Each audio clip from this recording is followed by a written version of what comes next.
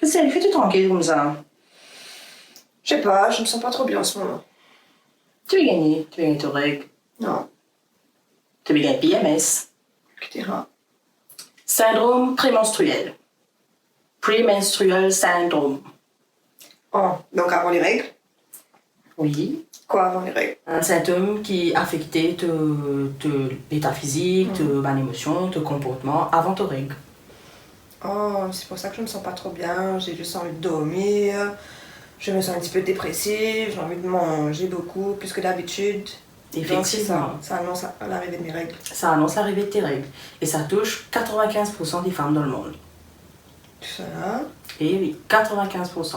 Et pourtant, jamais on n'a entendu parler de ça. En fait, c'est un sujet qui personne n'a posé. Parce qu'il y a un certain moment, il est tabou. Donc en 1953, donc on rappelle, hein, 1953, c'est une femme qui fait un article pour justement expliquer qu'il y a une femme en fait, pas hystérique, mais elle a un PMS. C'est à la radio, non, c'était. Tout à fait.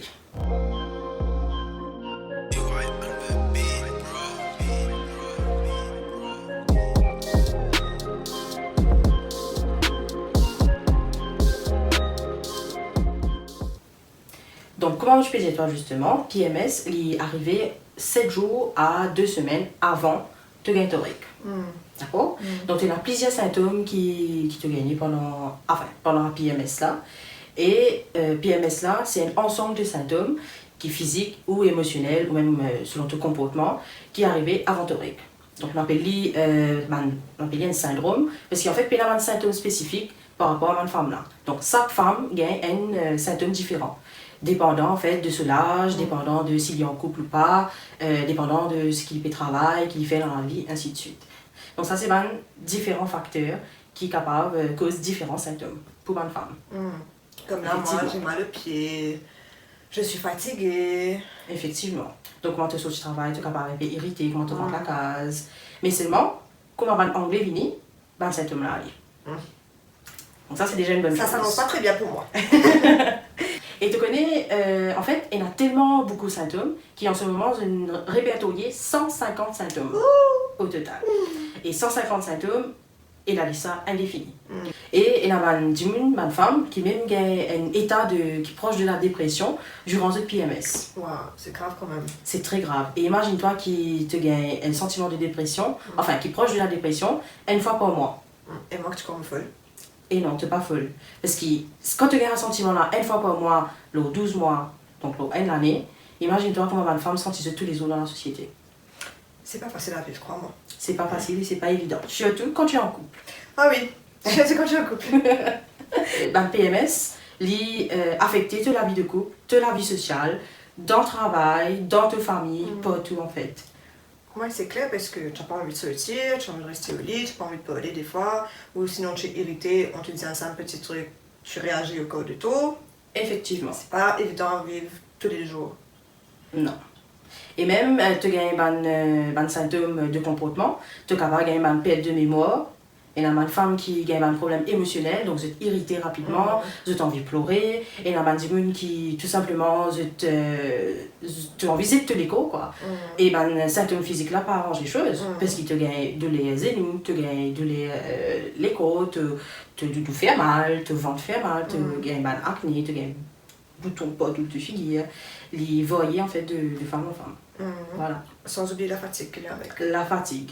Donc, on va pousser toi les 150 symptômes. Please. De toute façon, je pourrais trouver un lien qui me le mettait en bas avec tous 150 symptômes là. Donc, pas grave, je vous prends le temps, je te lis au fur et à mesure.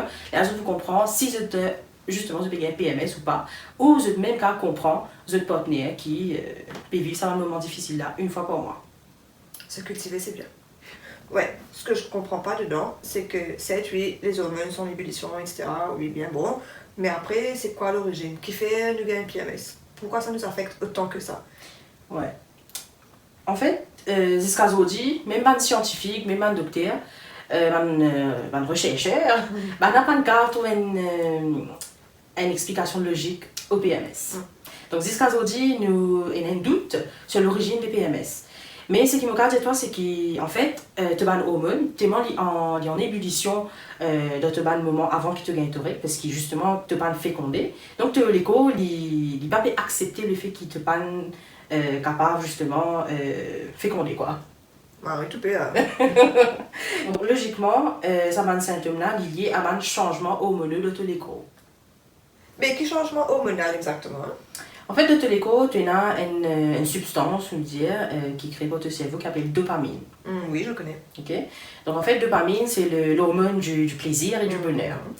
Mais pendant le PMS, sa dopamine-là, il baisse dans l'écho. Donc quand il chuté, automatiquement, le l'écho pour les mêmes affaires qui fait toi envie gagner beaucoup plus de plaisir et de bonheur. De le fait qu'il nous mange beaucoup, ben, ça fait qu'il nous content, nous envie de manger chocolat, et la mandine qui se passe de envie de fumer, de envie de faire, ben, ça fait qu'il rapporte de sa petit bonheur-là. Mais est-ce que tu sais ce que je peux faire pour soulager, on va dire en quelque sorte, ces symptômes du PMS chaque mois?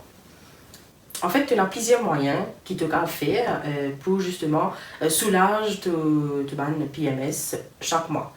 Mais un affaire que tu bien connais, c'est qu'il n'est pas esclave de ton hormone. Ouais. Et vu qu'il te connaît, te gagner tous les mois, tu es capable justement de prévenir. C'est sûr. Voilà. Un des premiers affaires qui me conseille toi, tu peux télécharger une application de ton téléphone pour qu'il te suive tes règles tous les mois.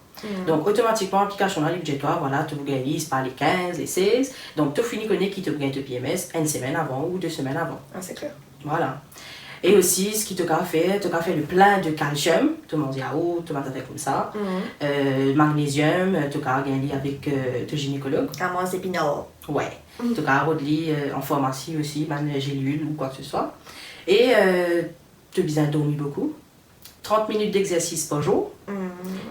Ou de la méditation. Oui. La méditation, c'est bien, le yoga. Oui. Ça aide en fait à relâcher tes muscles et aussi... se sentir bien dans sa peau, tout simplement. Tout à fait. Et par exemple, un qui fumait, mieux vaut éviter la cigarette, l'alcool et surtout la caféine. Moi qui aime dame café. Ouais, mais mieux vaut éviter tout ce qui est boisson vraiment énergisante dans cette période-là. Et surtout, te bien mange sainement. Donc, éviter tout ce qui est fast food, manger au la casse, ça fait là. Tu peux mettre un peu de là, me penser pendant un petit moment dans le mois. On verra. Merci pour les conseils. Je t'en prie, Christelle. Je te remercie en fait d'avoir participé à cette vidéo. Et ensemble, nous avons justement expliqué à beaucoup de gens qui veut dire PMS. Parce qu'il y a un sujet, je pense, qui est tabou. On n'est pas content que ça. Pas si c'est pas content que ça, je parti connais, mais qui fait ça. Surtout, ben proches que nous, qui nous maman, nous papa, nous conjoints, nous maris, nous nos enfants. Des fois, c'est pas connaître qui fait arriver un moment tous les mois. Pile poil à ce moment-là, nous nerver, nous gazis tout ce qui a été crise quoi. Mais rassurez-vous, nous pas hystériques, c'est juste le PMS. Donc, Christelle, je te remercie énormément pour ta participation dans la vidéo. Donc, Christelle, c'est ma devious sister. Donc, tu as un mot de la fin pour terminer cette vidéo-là?